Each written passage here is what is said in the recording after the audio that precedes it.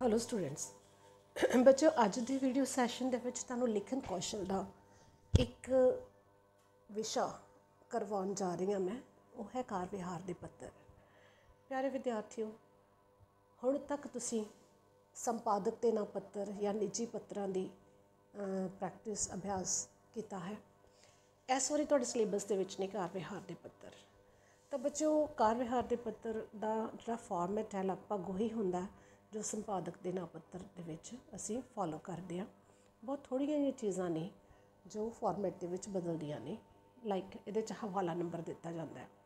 पर इस तो बिना जो गल वड्डे पद्धर ते ध्यान विच रखण वाली हुंदी है वो ये कि निजी पत्तर तो बिल्कुल वक्खरे हुंदे हन। निजी पत्तर दे विच जिथे असीं अपनी भावनात्मक सांझ का प्रगटावा करते हाँ, दुख सुख के भावां का प्रगटावा करते हाँ, तो इधर उधर दीयां गल्लां भी कर लेंदे हाँ। उत्थे कार विहार के पत्तर जिहड़े है इन्हां दी भाषा बड़ी स्पष्ट, बड़ी सीधी, मोह ममता अते भावनावां तो मुक्त अते बहुत ज़्यादा प्रोफैशनल अप्रोच जिहड़ी है इन्हां नूं लिखण वेले हुंदी है। आओ देखिए किन्ना किन्ना गल्लां दा ध्यान रखना हुंदा है कार विहार के पत्तर लिखण दे वेले। तो सब तो पहली गल है बच्चों कि पत्तर की भाषा सरल अते स्पष्ट होवे। अपना ज्ञान झाड़न वास्ते औखे औखे शब्दों की वरतों करना या लंबे लंबे वाक या गल घुमा फिरा के करना, ये जिहड़ा है तुहाडे दफ्तरी पत्तर की शोभा नूं खत्म ही करदा, कोई बड़ा वधिया नहीं बनाउंदा हैगा। क्यों? क्योंकि अगला मैं इहदा जरूरी ध्यान रखण जो योग गल की है कि मनोरथ निश्चित अते उगड़वा होना चाहिए है।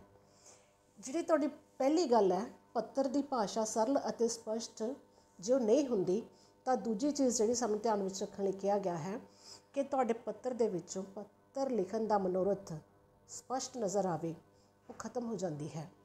औखी भाषा, औखे शब्द या उगड़ दुगड़े वाक या बड़े लंबे लंबे वाक ते उलझवीआं जिहियां गल्लां जिहड़ियां ने वो साडे पत्थर दे जिहड़ा ये पत्तर कार विहारी पत्तर है इहदे मनोरथ नूं खत्म कर दिंदियां ने।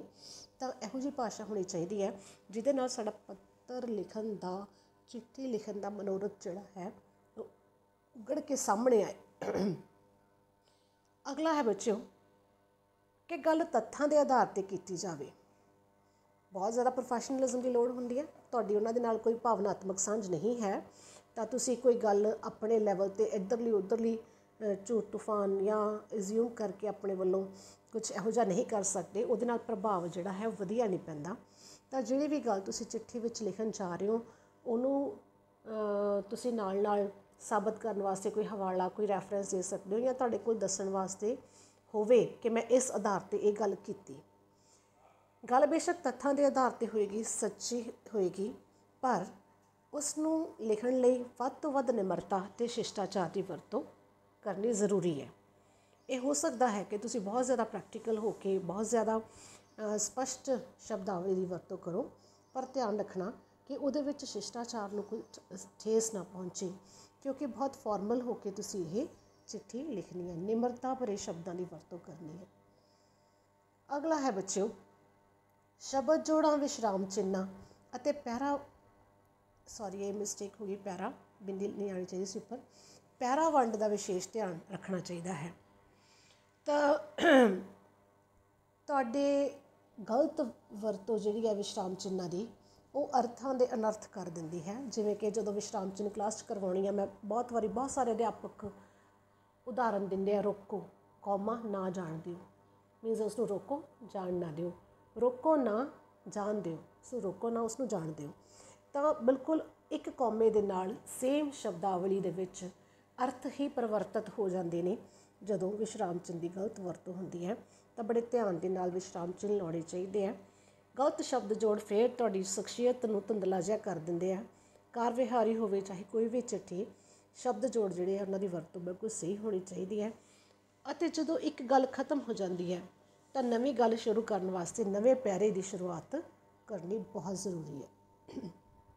तो बच्चों इत्थे मैं तुहानूं कुछ एग्जाम्पल तुहाडी बुक दे विचों ही दे रही हाँ।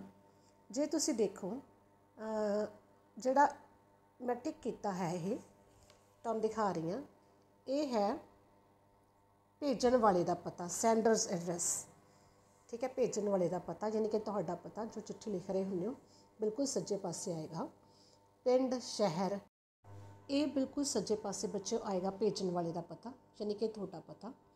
ठीक है, इत्थे पिंड शहर रैफरेंस नंबर ते मिति, जिस मिति में चिट्ठी लिखी जा रही है। रैफरेंस नंबर कोई भी इमेजिनरी काल्पनिक तुसीं अपने वालों लिख सकते हो।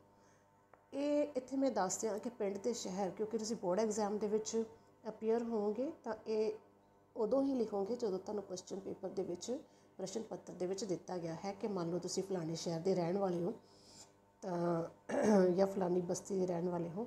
नहीं तो असीं प्रीख्या भवन शहर डॉट डॉट करके छड़ दिंदे हुंदे आ ते हवाला नंबर ते मिति लिख के इहनूं पूरा कर देंगे। उस तो बाद बच्चों है प्राप्तकर्ता का पता।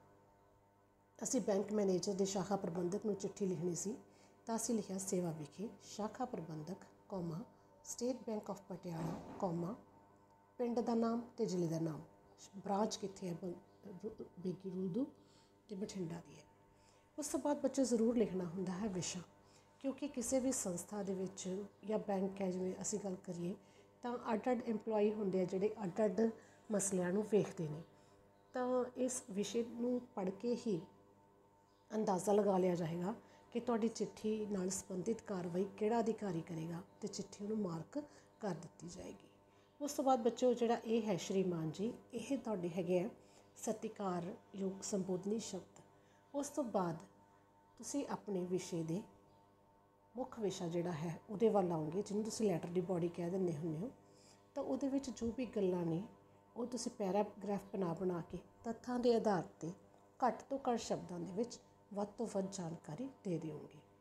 ਔਰ ਪੱਤਰ ਦੇ ਅੰਤ ਦੇ ਵਿੱਚ ਇੱਕ ਵਾਰੀ ਫੇਰ ਇੱਕ ਬੜੇ ਹੀ ਫਾਰਮਲ ਰਸਮੀ ਤਰੀਕੇ ਦੇ ਨਾਲ ਧੰਨਵਾਦ ਕਰਦੇ ਹੋਏ ਆਪ ਦਾ ਹਿਤੂ ਜਿੱਥੇ ਇੱਥੇ ਲਿਖਿਆ ਹੋਇਆ ਹੈ ਜਾਂ ਆਪ ਦਾ ਵਿਸ਼ਵਾਸ ਪਾਤਰ ਜਾਂ ਆਪ ਦਾ ਸ਼ੁਭ ਚਿੰਤਕ ਲਿਖ ਕੇ ਆਪਣਾ ਨਾਮ ਲਿਖ ਦਿਓਗੇ। ਤਾਂ ਬੱਚਿਓ ਇਹ ਸੀ ਤੁਹਾਡੀ ਕਾਰ ਵਿਹਾਰੀ ਪੱਤਰ ਦਾ ਫਾਰਮੈਟ ਜਾਂ ਉਹ ਗੱਲਾਂ ਜਿਹੜੀਆਂ ਇਹਨਾਂ ਨੂੰ ਲਿਖਣ ਵੇਲੇ ਧਿਆਨ ਵਿੱਚ ਰੱਖਣੀਆਂ ਨੇ। ਵੱਧ ਤੋਂ ਵੱਧ ਕਾਰ ਵਿਹਾਰੀ ਪੱਤਰ ਪੜ੍ਹੋ ਅਤੇ ਉਹਨਾਂ ਦੀ ਪ੍ਰੈਕਟਿਸ ਕਰੋ। ਘਰ ਰਹੋ ਬੱਚਿਓ, ਸੁਰੱਖਿਅਤ ਰਹੋ। ਧੰਨਵਾਦ।